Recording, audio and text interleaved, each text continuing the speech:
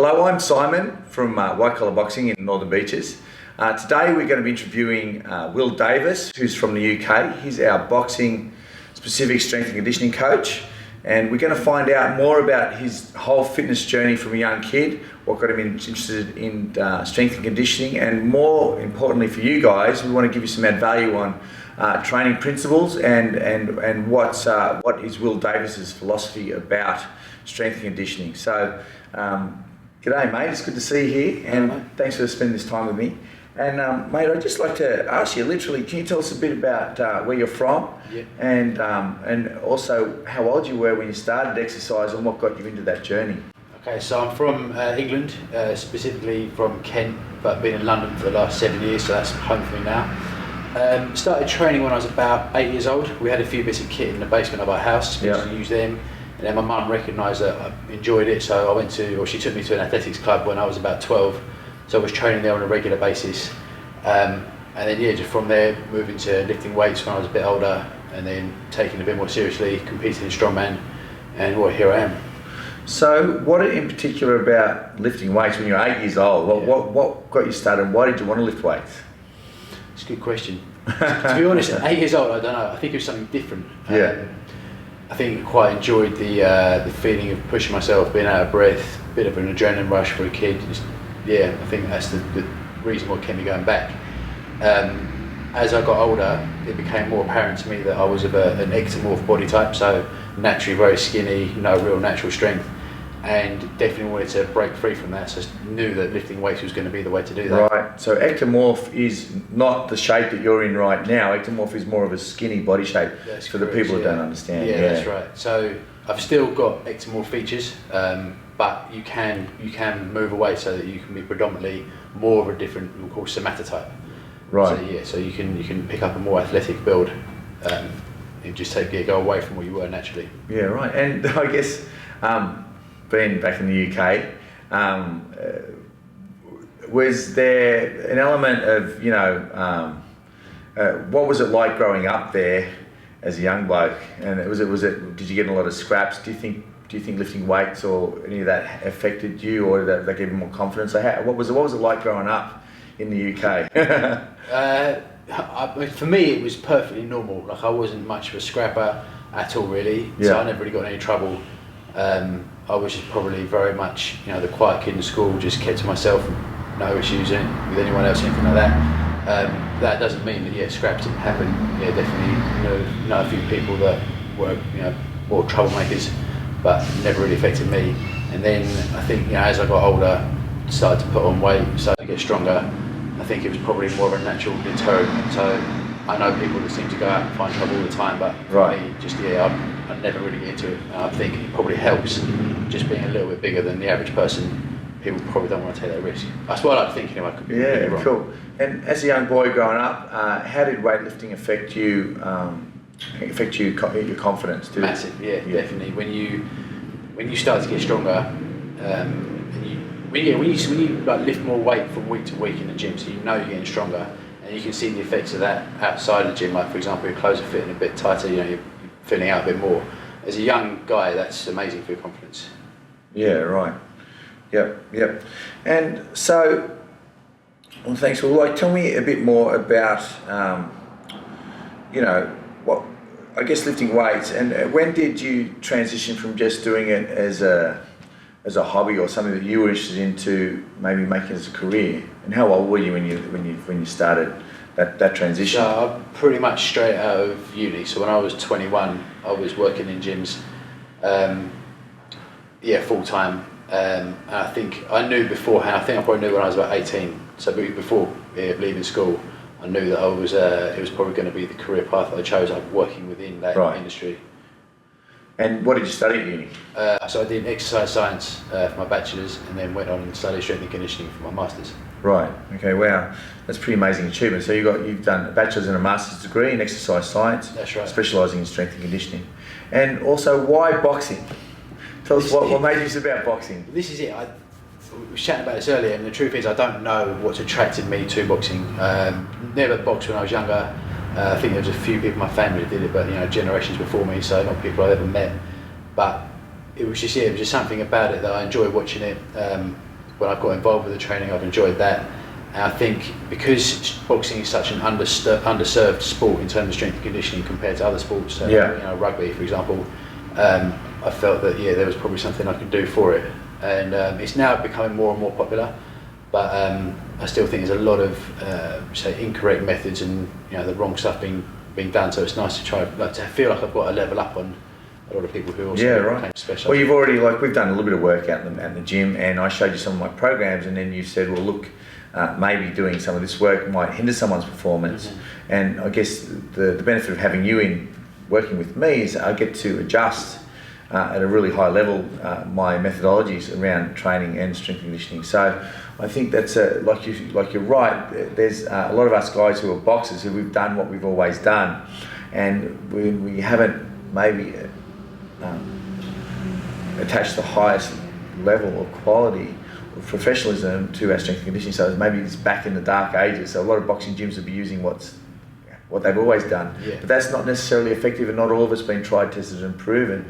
So, and like I imagine, you maybe tell me a little bit more, but how do you think strength conditioning programming has evolved over the last, say, even the last 10 years, or since its origins? In the last 10 years, it's come on leaps and bounds, which is great. It means that the programming is a lot more effective. I think people are probably training a lot safer as well. So there's a reduced chance of people getting hurt in a weight room, which is obviously a very important thing. So I think people are starting to understand. I think people have always known that it can be beneficial, and now I think people are starting to realise exactly how to use it to actually make it benefit the sport. Yeah, right. Now, I guess a lot of people here may have never lifted a weight. They may never have never thrown a punch at a bag, and but they think they might be thinking, look, I'd just like to get fitter and stronger. And tell us a little bit about your, I guess, your philosophies and your training principles in starting out an exercise program. Because a lot of people, like for myself, we live in a day and age where it's the here and now. I want it here and now. So like I want to get strong, but I want to be strong today.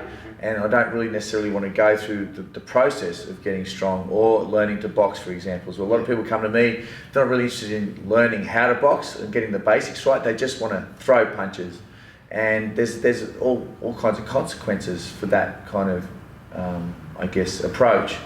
What would you recommend for somebody who's never lifted a weight? And where should they start, and why should they, say for example, take on someone like yourself to help them? Okay, so this is a good question. Yeah. So the fact that people want instant gratification with everything is a problem, right? Because you can instantly get a haircut, you can instantly buy a new T-shirt, but you can't instantly get stronger or become a fantastic boxer. So when you decide the training that you want to do, it's got to be something that you can stick to. It's got to be something you actually enjoy. So if you don't enjoy going through that process, if you don't enjoy lifting weights or going through the technicalities of throwing a punch, you're probably not going to stick to it. You're probably going to leave it to one side. And right. If that is the case, then it's probably not a good idea to get started, right? If you enjoy it, carry on, definitely. But if you don't enjoy it, then maybe you should think about doing something you would rather do instead. Okay, so that's that point out of the way. So let's say you do enjoy it, or you really want to get involved with it. The first thing you've got to do is learn the basic technique. So when you're teaching someone how to box for the first time, you're going over the technique, you're going over the jab, you're going over some very basic footwork, how to throw a punch, how to where to put your body weight, right? So what I'm going through at the moment. So it's quite full on. There's a lot of information to take in, but it's good. It's where you need to start. When it comes to lifting weights, you've got to go over the basic movements. So you're looking at squatting, you're looking at deadlifting, so hinging at the hips, press ups. Can you get your arms overhead, how to activate the core, how to use your glutes properly. And some of that stuff can be quite tedious at first because you're not lifting huge amounts of weight that you want to. Yeah. But for most people, just getting that technique right will actually make them stronger because they're now more efficient with how they use their body. So they can make very, very rapid increases in strength in the early days just because they're just becoming more efficient with how they move. Right. So basically get started. If you've got a good coach, they can teach you how to use good technique quickly, and actually that can make quite rapid progress early on. You won't be lifting huge amounts of weight, but you'll be lifting more in 4 weeks versus than you would do against week one. And what do you see as strength and conditioning that happens on outside as you go on as you've trained in many gyms before? What have you seen happening around you with the punter? So I've seen quite a lot of people who are using exercises that are beyond their level of current training advancement. So for example, what's very common is, what has been common, I don't know what's like over here, but the introduction of Olympic weightlifting. Yeah. So there's a lot of people who, I think, if you decide that you want to learn how to, do the snatch and the clean and jerk, you'll be your best bet is to find a coach who's got the experience and the qualifications to teach you to do so. Yeah. Unfortunately, there's a lot of personal trainers and kind of new strength and conditioning coaches who are very, very eager to teach them, despite the fact that the benefit to the client probably isn't, it's probably not that beneficial to them to do.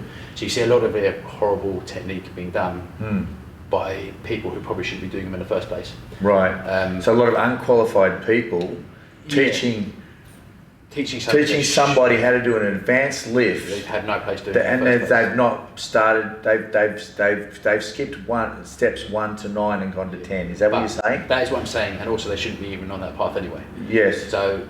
And yes, so that exercise has no benefit to that person. Exactly. That's right. You see a bit of that. So that's one thing. So exercises that are too advanced for that particular person, even choosing exercises that are the wrong tool for the job. Right. And also. So it's like using a hammer instead of a wrench. Exactly. Okay. Yeah. And another thing as well is that people, I don't think it's as bad as it used to be, but trainers are trying to differentiate themselves from other trainers, so they're just coming up with the most insane exercises, stuff that makes no sense at all. Right. And one, they're making their clients look ridiculous, and two, they could be putting their clients at risk, and three, what benefit to the client this exercise has is beyond me. Yeah, right. You see a lot of Mickey Mouse stuff going on. Yeah, I had a client come to me recently, and I basically. My philosophy is lift your body weight first and earn the right to lift heavy, especially, and start there. But I had a client come to me recently who's been with me now for over 2.5 years. But when he first came to me, he said he went to hospital because his trainer was getting to do deadlifts, and he was able to do the deadlift, and then the trainer put more weight on and let him lift heavier, and then more weight on, and then at the end of that he ended up with 2 herniated discs that he's been affected for now for the last long time, until he came back to me. We started just to work on the basics, and so there was a couple of different folds. One was his ego got involved in that, and he did what the coach said, but also his level of professional negligence that was going on there, where that trainer wanted this guy to do something because of whatever reason he had to do it, and he just kept lifting. Have you encountered that as well? Yeah, definitely. And I'll be honest, I've been a bit guilty of that myself. And I think the reason why that happens is because you're very excited about the client making progress, and you're kind of pushing them a little bit too early. So again, as a trainer, you've got to really just pull on the reins a little bit. You've got to make sure that the client is training within their current capabilities. In the case of your guy there. So one, he was almost certainly not training with his current capabilities, and two, if he's herniated his spine, there's a strong indication that his technique wasn't good in the first place. Yeah. So whether or not it was the weight that broke his form, or whether he just been taught badly from the beginning, I don't know. But who knows? I mean, if your client herniates their spine, under your supervision, then that's an indication of something very bad happening. Yeah, and what would you say the difference between a strength and conditioning coach and somebody who, somebody who's just done their certificate 3 and 4 in fitness and has now come out as a personal trainer, and they're doing advanced lifting such as heavy deadlifting, overhead pressing, clean and jerks, snatches, all that kind of stuff? I mean, I'm not trying to put the industry down, but I feel I've been involved in the industry for 30 years now. I've seen a lot of underqualified people. And what are some of the things that you would suggest to the punter, I guess, to the average person to say, look, I'm going to employ somebody, I'm going to trust them with my body. What are some of the key questions or some of the key things they need to look out for when employing somebody, or when they're going to pay good money to get fit and strong and healthy? And they're going to, because most people start this journey with good intentions. They want to be stronger. They want to improve their health and wellness. What are the key things that they might need to look for? Okay, so the main thing, I think really there's just one answer for that, and that is, how much experience does that trainer have of helping a client towards a goal that person wants to achieve? Right. Now that does mean, obviously, that someone who's brand new, certified in fitness has obviously got no experience. Yeah. That doesn't mean that you shouldn't take them, but you shouldn't hire them as a trainer, but it does mean that you probably wouldn't expect the same kind of results. It should mean they're a little bit cheaper, but obviously if you're paying less and you can't expect the same service. Yeah. So if you wanted some very, very general training, then that's fine. There's no harm with that. But if you've got a very specific goal, then you really should be seeking out someone who's got that experience of doing it. Yeah.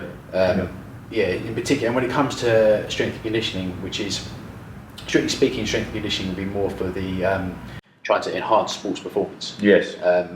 Obviously, it's more than just that, because obviously you can be a strength and conditioning coach but not work with athletes. You could be working with general population and just helping them to get stronger and more conditioned for day-to-day life. But if you're hiring a strength coach for the intention of improving your sports performance, again, you want to make sure that one, they have a very sound understanding of the strength and conditioning principles. Two, they understand your sport inside and out. And three, again, ideally they've got experience working with athletes in your chosen sport. Yeah. Okay. Yeah. And there's probably a lot of points of difference between different sports as well. That's true. Yeah. That's it. Yeah. Different energy system, different strength requirements. Yeah. Perfect. Okay. And okay, that's fantastic, Will. Look,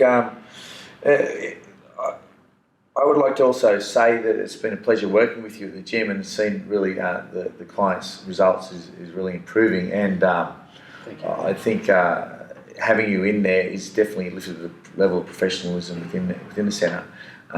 And I would also like to let everyone know that you train here on a Monday, Wednesday and Friday. That's correct, yeah. During the days. And if anyone would like to experience Will and his sessions, please come down and feel free to be part of our gym. And thank you so much for your time today. My Thanks, pleasure. Will. Thank Awesome. you, mate. Thank you. Cheers.